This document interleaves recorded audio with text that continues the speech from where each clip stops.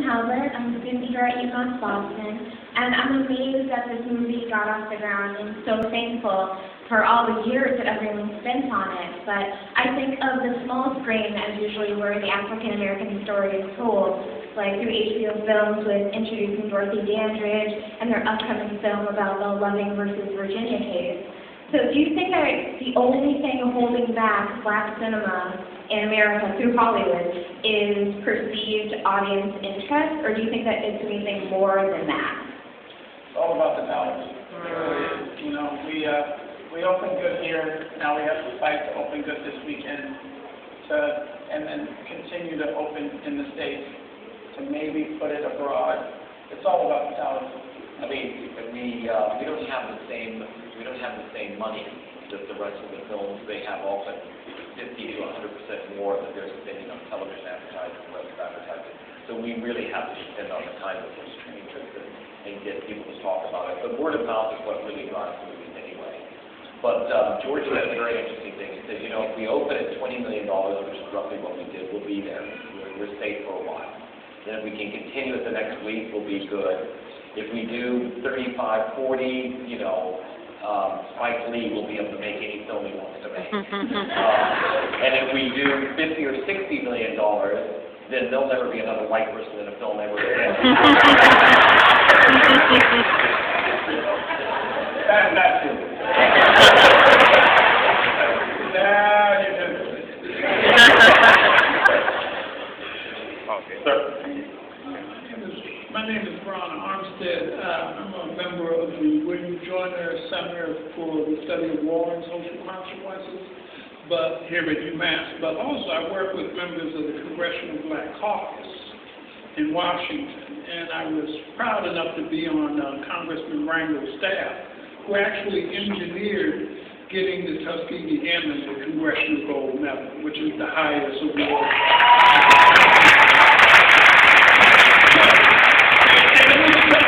But they both went through in a partisan House, 422 to 0. You know, so we ran up the score.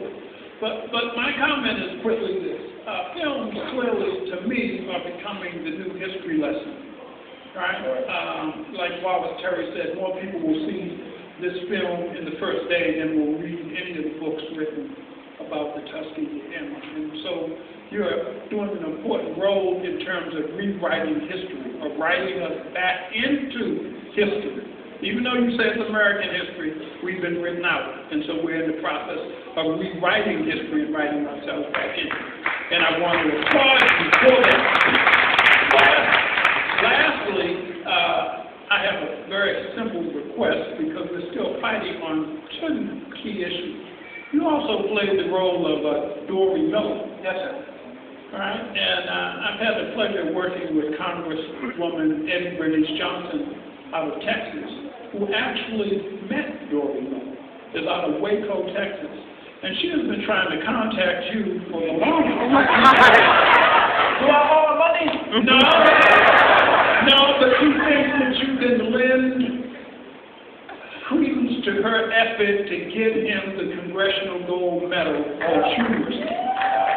So, if I may, I want to wind up. She emailed me her cell phone number and her email address. So, may I give it to you? It just go Hollywood we say.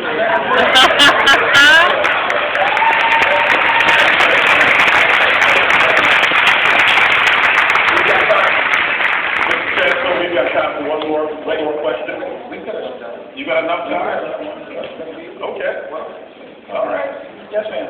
Hi, how are you? My name is Victoria Colon, and I'm a student at UMass Boston, and also a part of a Latino broadcasting TV station in Massachusetts. Hey, hey! So I just Caroline's never in our class, yeah. Here.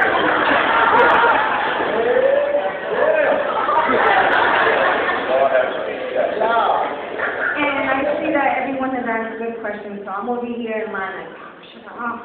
They're taking all my questions. But I just wanted to ask you, what was your favorite part of the movie that inspired you during the whole movie? I know everything is inspirational for you, but what was your favorite part? You talking to me specifically? Yes, I'm talking to you. Favorite part,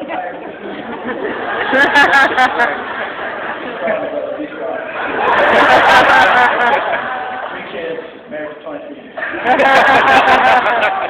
My favorite moment ever filming was sitting down and listening to them tell their story. And seeing the faces of the young actors light up and well up with tears and emotion. My next favorite was probably when Oprah Winfrey stood in front of that audience and was holding back tears, saying, "You have to see this movie. This movie is part of our, the legacy that is America."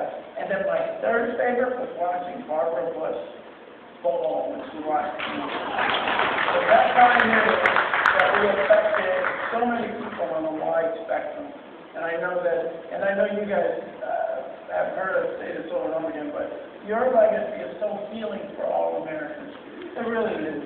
And the more people that know about it, the more people that know of your accomplishments, the more healing that you've accomplished. So, bravo again and again and again. And then, of course, the White House screening with President Obama. That was pretty awesome, too. We had an airman there, and he stood up and he said basically what we're all saying about these airmen, and it was amazing. It really was amazing. The best in Well, thank you, Barrett. I had a good name is Downey. I'm a freshman here at UMass Boston. First of all, Cuba, big fan. Snow Dogs, one of my favorite movies. Movie Snow Dog?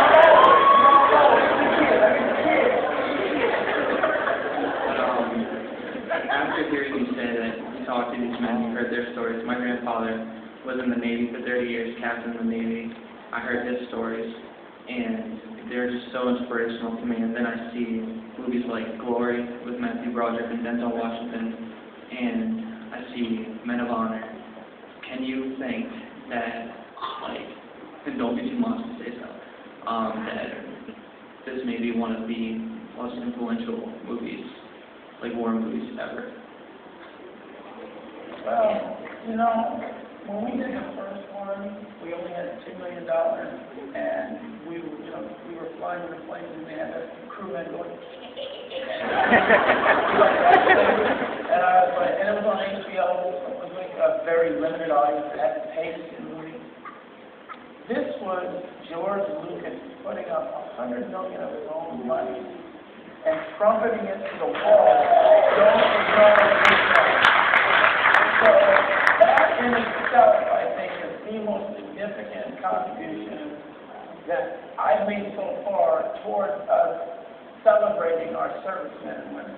And I even say this: we were in Colorado Springs, Colorado, with the airmen, at the Air Force Academy, and I was saying, I don't care if you're a male or a female, white, this is our love letter to you, because you fight and die for us and our freedom. And I want you to understand that. And the gentleman I gave me the phone number earlier stated how we have been ignored in our contributions in the fight. But every single war effort, from the Indian Wars or Native American Wars, always the Civil War, have always had African Americans die for their country. And if we can acknowledge that, then we've done a little bit of our job. I had a father figure of mine pass away, John Sullivan. He was a Marine, fought in Vietnam. He's a white man, and he's my main inspiration. So if he can be my main inspiration, then hopefully the Tuskegee Airmen can be the main inspiration for an Asian man.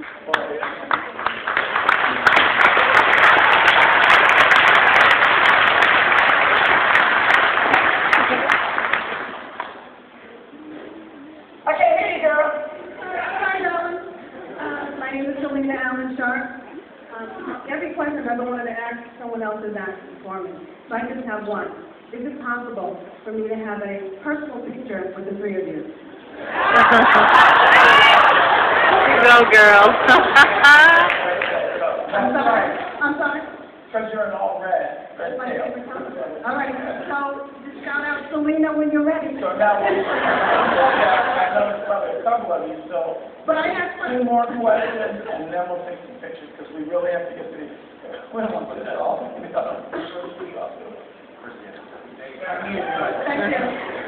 I'll be in trouble. Yeah. Where are they going? Other universities, probably Harvard. But that's not where the producer wants to stay here, or the director. My name is Jeff Brown, I'm a sophomore here at UMass Boston. You sort of already answered my question with the last one, Eric Downies, when you talked about the Marine who fought in Vietnam.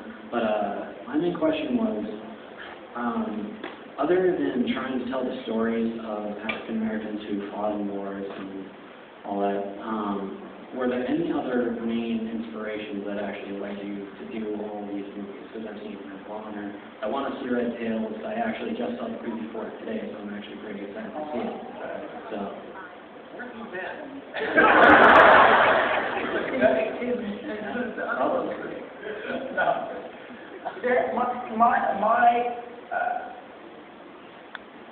You know, this is something so sexy about a man in uniform. No. This is true. I True. was watching all of these movies in their uniform, and they didn't have any black faces. So now that I can do it and be legitimized by it, you know. But I will say one thing. We grew up, when I was very young, my father was a successful singer, and then my mother and father divorced, and we were homeless for a while. And my mother had to be the mother and the father to hold us together. So if there is one main inspiration in my life, that black woman, Shirley,